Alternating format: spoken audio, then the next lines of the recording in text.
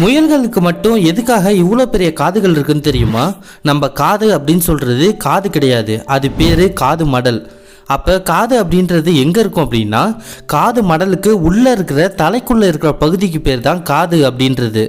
இந்த காது மடல் முயலுக்கு மட்டும் ஏன் இவ்வளோ பெருசாக இருக்குன்றதுக்கு 2 காரணங்கள் சொல்லப்படுது. முதல் காரணம் முயலுக்கு வியர்வை சுரப்பு கிடையாது, அதனால் அதுக்கு வேர்க்காது.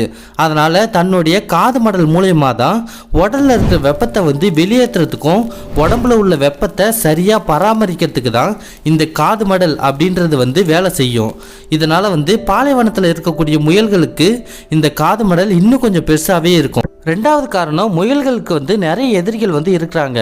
அதுக்கிட்டேருந்து தப்பிக்கிறதுக்காக தான் இந்த காது மடல்கள் வேட்டையாடுற மிருகங்கள் நடந்து வரும்போது அதனுடைய ஒலியை ஒரு ரேடார் மாதிரி செயல்பட்டு அதுக்கு தெரிவிக்கிறதுனால சீக்கிரமாகவே அது முயல் தப்பிச்சிரும்.